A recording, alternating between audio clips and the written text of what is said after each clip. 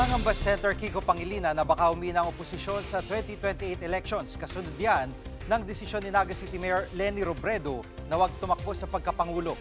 Live mula sa TV5 Media Center, nangungun sa balita si News 5 Cent correspondent Mayan Las Bañas. Mayan, bakit tingin ni Senator Pangilinan na posibleng humina nga ang oposisyon?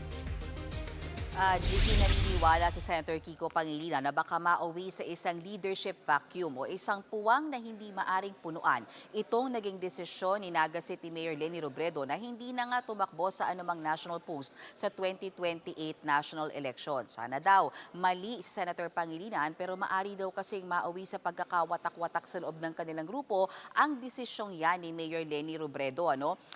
Kung maaalala nga natin, ang naging desisyon ni Mayor Leni is ayaw na nga niya sanang tumakbo sa pagkapangulo. Sabi nga niya, final decision na raw yan. Kaya ang tingin niya, Senator Kiko, baka lumakas yung pambato sa pagkapangulo ng ibang partido kapag talagang yan yung naging desisyon niya o hindi na mabago yung kanyang isip. Dahil bagamat nire-respeto daw nila Senator Kiko ang desisyon ni Mayor Leni, ang sabi nga niya, sana mabago pa yung kanyang isip. Bakit? Dahil Gigi, ang sinasabi nila Senator Kiko, mas mataas yung numero ngayon sa surveys ni Mayor Leni Robredo kesa nung 2022 presidential elections kung kailan tumakbo siya sa pagkapangulo. Kaya mas malaking tsansa na maipanalo nila at makabuo sila ng mas malakas na koalisyon. Kung matatandaan natin, Gigi, si Senator Kiko Pangilinan ang katandem ni Mayor Leni Robredo noong tumakbo sila sa pagkapangulo at pangalawang pangulo noong 2022 presidential elections, Chigi.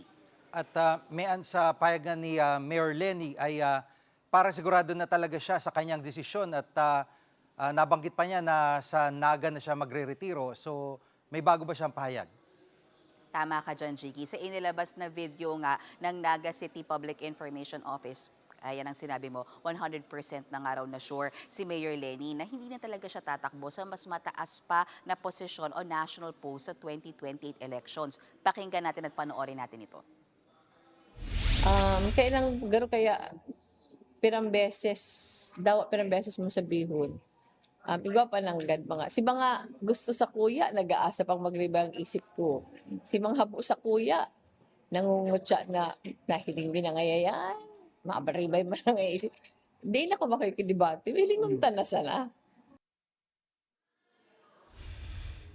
Jiggy, sinasabi ni Mayor Leni, alam na ng kanyang mga kaalyado at dati niya pang sinasabi na ayaw na talaga niyang tumakbo sa mas mataas pang posisyon, lalo na sa parating na 2028 election. Sa katunayan, gaya ng sabi mo kay na Jiggy, gusto na raw talagang magretiro ni Mayor Leni sa kanyang probinsya sa Naga. Again, panoorin natin to, Jiggy. Basta ko haluin ako nakadesisyon. Kamu wala din nag-ako kag-desisyon ko. Haluin ako nakadesisyon. Klaro na iyan. Hindi na ako ma-retire. At may anong reaksyon dito sa yung pinakabagong pahayag ni Mayor Leni ng mga kanyang makaalyado? Chigi, kinagulat ni dating Senate President Franklin Drilon itong naging desisyon nga ni Mayor Leni Robredo sa kanyang panayam sa totoo lang ng 1PH. Sinabi niya sa huling meeting nila Robredo, hindi naman daw nito direktang sinabi na hindi na siya tatakbo sa mas mataas na posisyon. Pakinggan natin yung interview kay dating Senate President Franklin Drilon. At least walang rejection, Jovi. Yun ang aking masasabi. Walang rejection. Hindi man niya sinabi na desidido niya tumakbo na sa pagkapangulo, ngunit hindi naman sinabing ayaw ko.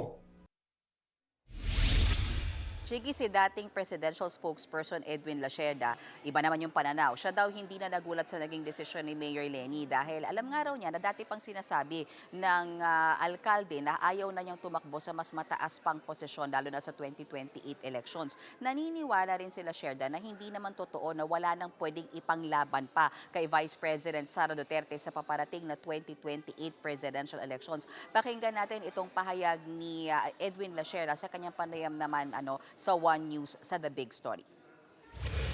The people expect si Leni pa rin tumakbo. That's why mataas ang numbers ni Leni pero ang numbers ni Bam at saka ni Risa are being suppressed. Kapag sinurvey mo ang taong bayan without Leni's name, aangat talaga yung numbers ni Risa at saka. I've seen it.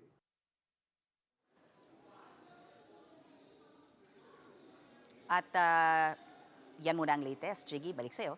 Yan ang ulat ni Mayan Los Baños live mula sa TV5 Media Center.